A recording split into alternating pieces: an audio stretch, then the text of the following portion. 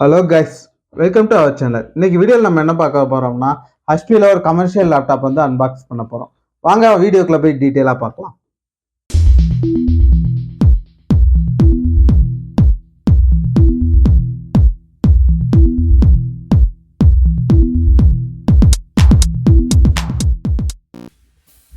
இன்னைக்கு நம்ம அன்பாக்ஸ் பண்ண போற ஹச்பி லேப்டாப் வந்து இதுதான். இது என்ன மாடல்னு பார்த்தோம்னா ஹச்பியில் ப்ரோபுக் சீரீஸு. இது வந்து கமர்ஷியல் செக்மெண்ட்டு. நம்ம ஏற்கனவே லெனோவாவில் வந்து கமர்ஷியல் செக்மெண்ட்லாம் சைடில் ஸ்பெக்கு கொடுத்துருக்க மாட்டோம்னாங்களே, அதே மாதிரி தான் இதுலேயும் ஹச்பிலேயும் கமர்ஷியல் செக்மெண்ட்டுக்கு வந்து சைடில் பாக்ஸில் வந்து எந்த ஸ்பெக்குமே இருக்காது. நம்ம ஆன் பண்ணி உள்ளே போய் தான் ஸ்பெக்கு செக் பண்ணுற மாதிரி இருக்கும். வாங்க ஃபஸ்ட்டு அன்பாக்ஸ் பண்ணுவோம்.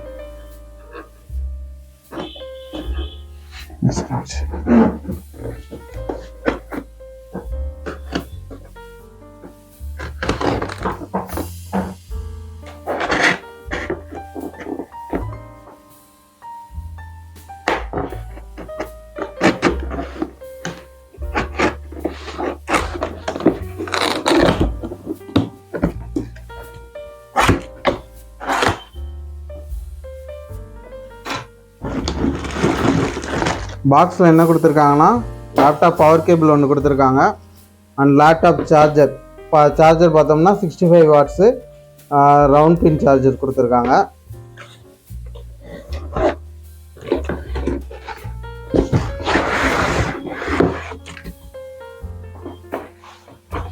லேப்டாப் வந்து முட்டை கொடுத்துருக்காங்க. உள்ளே வந்து யூசர் மேனுவல் கொடுத்துருக்காங்க. ஆக்சுவலாக ஃபஸ்ட்டு என்ன பண்ணோம், இந்த லேப்டாப்புமே ஃபஸ்ட்டு சார்ஜர் கனெக்ட் பண்ணால் தான் ஆன் ஆகும். இதில் என்னென்ன இருக்குது அப்படிங்கிறத கொடுத்துருக்காங்க. வாங்க நம்ம இதெல்லாம் லேப்டாப்பை ஓப்பன் பண்ணி டீட்டெயிலிங்காக பார்ப்போம்.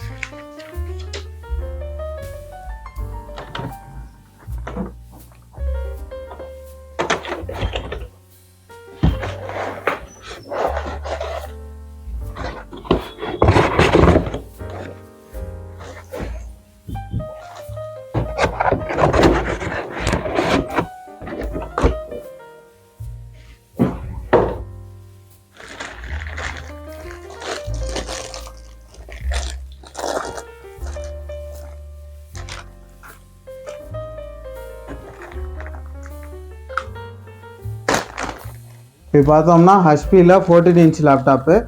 இதோட மாடல் பார்த்தோம்னா ஹச்பி ப்ரோபுக். இது வந்து full and full metal body, aluminium பாடி.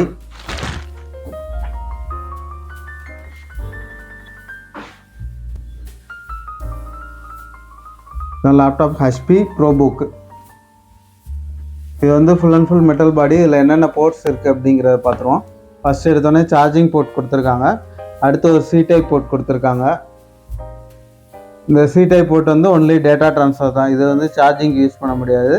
அடுத்து 2 யூஎஸ்பி போட்டு, ஒரு HDMI போட்டு, ஆடியோ ஜாக் கொடுத்துருக்காங்க.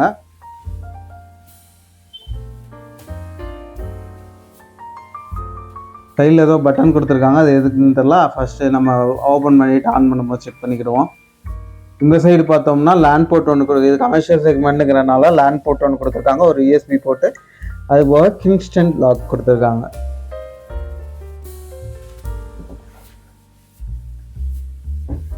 Next of all laptop open பண்ணோம்னா இது வந்து 14 inch laptop, 14 inch full HD display.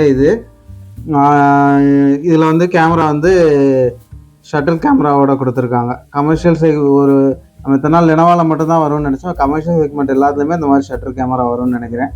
ஆனால் ஷட்டர் பார்த்தோம்னா நம்ம லெனோவா திங்க் பேடில் இருந்த அளவுக்கு குவாலிட்டி இல்லை. நம்ம லெனோவா திங்க் பேட்லலாம் அந்த ஷட்டர் பேட் வந்து நல்லா டைட்டாக இருக்கும். இது அந்தளவுக்கு டைட்னஸ் இல்லை. நெக்ஸ்ட் ஆஃப் ஆல் கீபோர்டு பார்த்தோம்னா பவர் ஆன் பட்டன் வந்து கீபோர்ட்லேயே கொடுத்துட்றாங்க. கமர்ஷியல் செக்மெண்ட்டுங்கிறனால சிம்பிளிஃபைடு கீபோர்டாக தான் கொடுத்துருக்காங்க. அதே மாதிரி லாக் வந்து இதில் ஃபிங்கர் பிரிண்ட் லாக் உண்டு. நம்ம லெனோவா திங்க் பேட்லலாம் பார்த்தோம்னா பவர் ஆன் பட்டன்லேயே ஃபிங்கர் பிரிண்ட் லாக் கொடுத்துருப்பாங்க. இதில் வந்து தனியாக கொடுத்துருக்காங்க. Touchpad. இது வந்து i5 12th ஜென்ரேஷன். வாங்க ஆன் பண்ணி டிஃபால்ட்டாக இது என்ன கான்ஃபிகரேஷன் இருக்குன்னு பார்ப்போம்.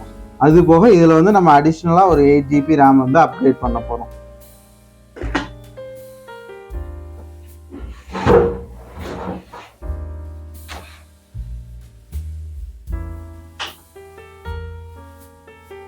சார்ஜர் கனெக்ட் பண்ணியாச்சு. இப்போ ஃபஸ்ட்டு சார்ஜிங் இண்டிகேஷன் லைட் எது எரியுதான்னு பார்ப்போம். சார்ஜிங் இண்டிகேஷன் லைட் வந்து எரியுது. இப்போ லேப்டாப் ஆன் பண்ணுவோம்.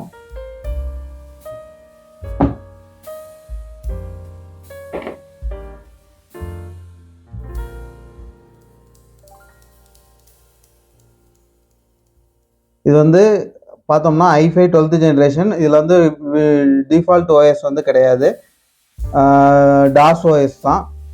டாஸ் ஓஎஸ் வந்து ஆன் பண்ணால் இந்த மாதிரி தான் இருக்கும். இதே இது 12th ஜென்னுக்கு அப்புறம் இந்த ஃப்ரீ டாஸ்ன்னு கொடுத்துருக்காங்க பார்த்தீங்களா. டாஸ் ஓஎஸ்குள்ளே போனோம் அப்படின்னோம்னா இந்த மாதிரி தான் இருக்கும். இது பூராமே கமாண்ட் பிராண்டில் ஒர்க் பண்ணுற மாதிரி தான் இருக்கும். 12th ஜென்னுக்கு அப்புறம் இதுவும் வராது. 13 ஜென்லாம் பார்த்தோம்னா வெறும் நோ ஓஎஸ்ன்னு போட்டு கொடுத்துருவாங்க.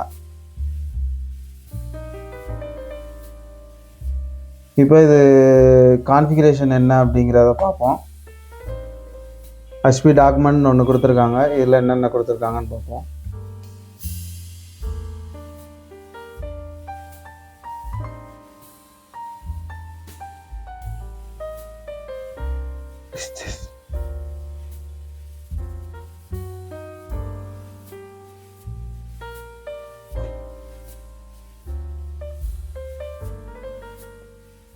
ஆக்சுவலாக யூசர் கைட்லைன்ஸு, வாரண்ட்டி டீட்டெயில்ஸ் எல்லாமே இதில் வர மாதிரி கொடுத்துருக்காங்க.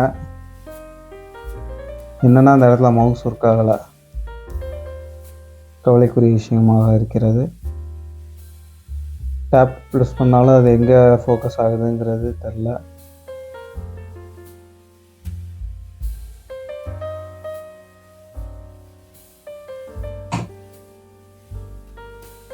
ஓகே, நம்ம படிக்கக்கூடாதுன்னு சொல்லியே டாக்குமெண்ட் கொடுத்துருக்காங்கன்னு நினைக்கிறேன். எங்கள் கண்ணுக்கு எதுவும் சரியாக தெரில, உங்கள் கண்ணுக்கு தெரிஞ்சிச்சுன்னா கீழே கமெண்ட் பண்ணுங்கள்.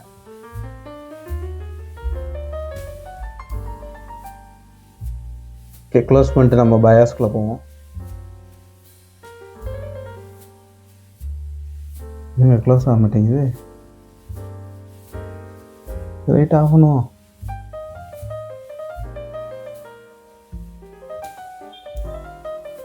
பொதுவாக ஹெச்பிக்கு வந்து F9 இல்லை F10 தான் பயாஸ்க்கு இருக்கும். அதை செக் பண்ணி பார்ப்போம்.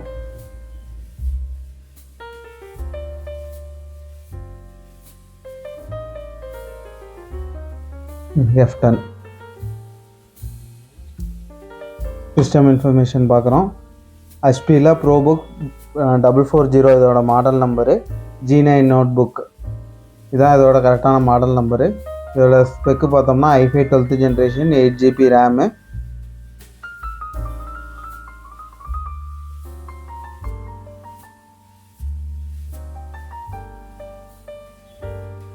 அட்ரஸ் டீட்டெயில் எங்கேயா கொடுத்துருக்காங்களா?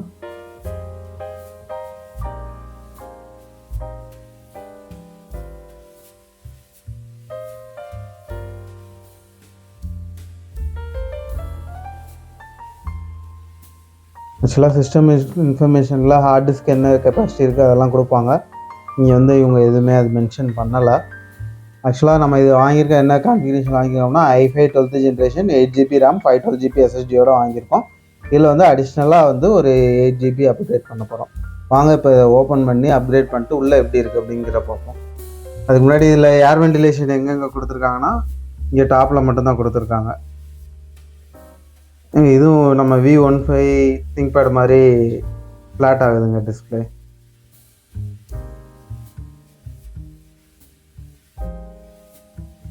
வென்டிலேஷன் கவர் பண்ணியா? வாங்க ஆஃப் பண்ணிட்டு நெக்ஸ்ட் போவோம். இது ஃபுல் மெட்டல் பாடிங்கிறதுனால கொஞ்சம் லாக் எடுக்கிறதெல்லாம் கொஞ்சம் டஃப்பாக தான் இருந்துச்சு. இதில் பார்த்தோம்னா இந்த ஒரு ஏர் வென்டிலேஷன் கொடுத்துருக்காங்க.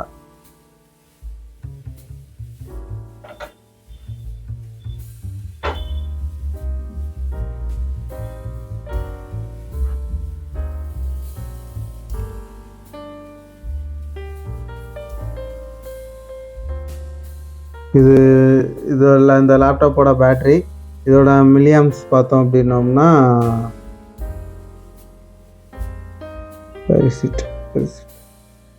பேட்ரி மாடல் நம்பர் வந்து RH3XL03XL.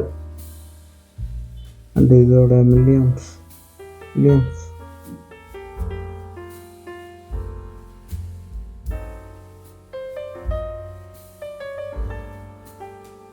இந்த போட்டிருக்காங்க 4249 மில்லியம்ஸ் இந்த பேட்டரியோட கெப்பாசிட்டி. அடுத்து இதில் பார்த்தோம்னா எஸ்எஸ்டி இன்பில்டாக வந்து அவங்க என்ன பிராண்டோட எஸ்எஸ்டி கொடுத்துருக்காங்க அப்படின்னா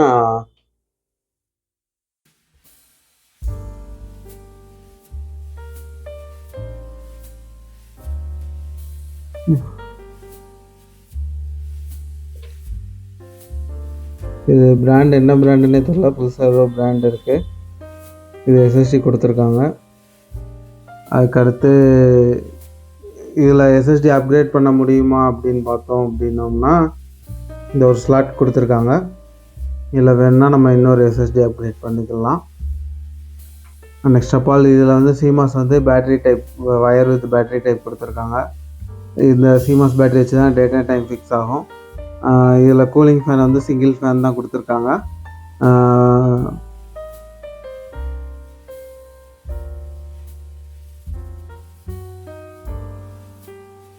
நெக்ஸ்ட் ஆஃப் ஆல் இதில் வந்து இந்த சைடு இருக்க போர்டு வந்து தனியாக தான் கொடுத்துருக்காங்க. எதுவும் கம்ப்ளைண்ட் ஆச்சு இந்த சைடில் இருக்க போட்டுன்னா இந்த போர்டை மட்டும் தனியாக மாற்றிக்கலாம்.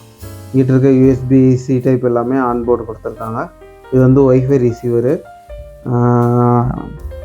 அப்புறம் டிஸ்பிளே கேபிள் வந்து இங்கே வந்து ஜாயின் பண்ணியிருக்காங்க. பேட்ரி வந்து இங்கே கனெக்ட் பண்ணியிருக்காங்க. இது வந்து இங்கே கீபோர்டு கனெக்ட் பண்ணியிருக்காங்க. இப்போ நம்ம அப்கிரேட் பண்ண வேண்டிய ரேம் இந்த இருக்குது. இதில் ஃபஸ்ட்டு ரேம் என்ன ஸ்பீடு இருக்குது, நம்ம வாங்கியிருக்க அதே ஸ்பீடு தான் வாங்கியிருக்கோமாங்கிறத ஃபஸ்ட்டு செக் பண்ணிக்கிடுவோம். இதில் பார்த்தோம்னா சாம்சங் ரேம் கொடுத்துருக்காங்க 8GB. இதோட ஸ்பீடு பார்த்தோம் அப்படின்னோம்னா ஸ்பீடை வந்து இதை வச்சு மறைச்சிட்டாங்க, ஸ்டிக்கரை வச்சு.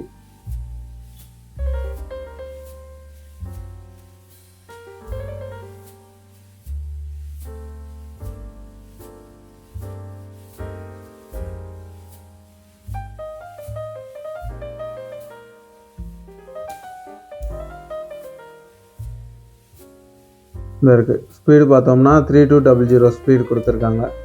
ஸோ நம்ம வாங்கியிருக்கதும் அதே தான், 3200 ஸ்பீடு தான் வாங்கியிருக்கோம், DDR4. ஸோ நம்ம தைரியமாக கண்டிப்பாக இன்னொரு ரேம் வந்து இதை ஆட் பண்ணலாம். இது டிஃபால்ட்டாக இது வந்து 8GB இருக்குது. இல்லை இன்னொரு 8GB இப்போ ஆட் பண்ண போகிறோம்.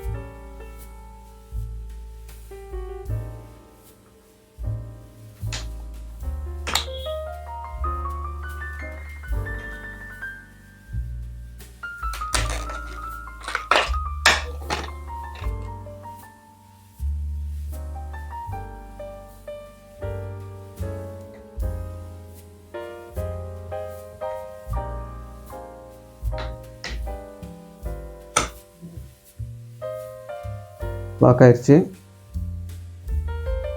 ஃபஸ்ட்டு ஆன் பண்ணி பார்த்துட்டு ஸ்க்ரூஸ்லாம் டைட் பண்ணுவோம். திரும்ப மாட்டும் போது அந்த லாக்ஸ்லாம் கரெக்டாக வச்சு உட்கார வச்சுக்கணும்.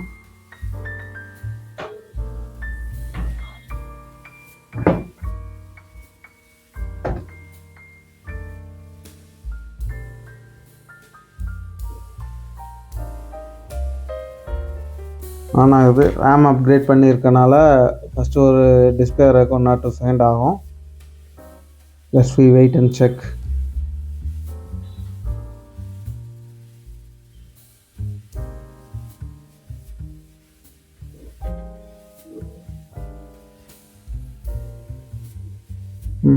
டிஸ்பிளே வந்துருச்சு. இப்போ பயாஸில் போய் ரேம் அப்கிரேட் ஆகிருக்குன்னு செக் பண்ண போகிறோம்.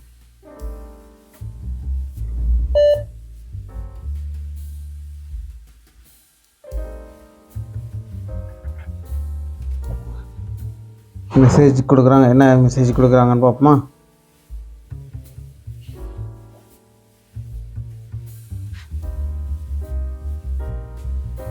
அதாவது நம்ம ரேம் வந்து அப்கிரேட் பண்ணியிருக்கோம், ஆனால் இவங்க வந்து அதை கூட வந்து எப்படி சொல்கிறாங்கன்னா RAM size error, memory size error அப்படின்னு சொல்லியிருக்காங்க.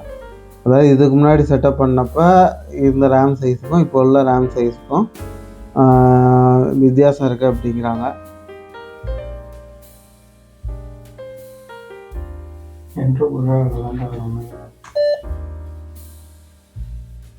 ஒரு பூட் மெனுக்குள்ள போயிடுச்சு.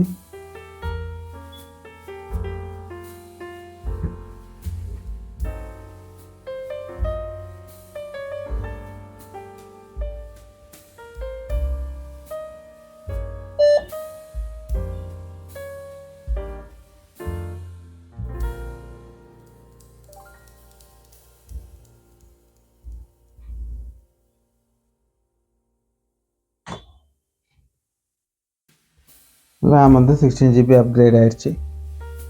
So task will be completed. வாங்க இப்போ ஸ்க்ரூவை போட்டுருவோம்.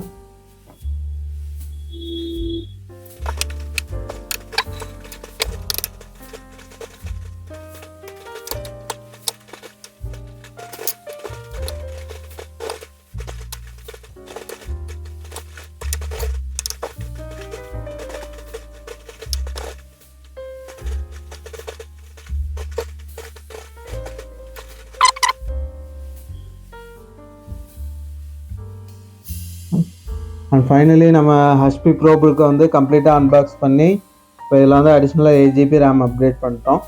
இந்த வீடியோ பிடிச்சிருந்துச்சு அப்படின்னா லைக் பண்ணி சப்ஸ்கிரைப் பண்ணி சப்போர்ட் பண்ணுங்கள். இந்த வீடியோ உங்கள் ஃப்ரெண்ட்ஸ் சர்க்கிளில் யாருக்கும் தேவைப்படும் அப்படின்னா உங்களுக்கு ஷேர் பண்ணுங்கள். தேங்க்யூ ஃபார் வாட்சிங்.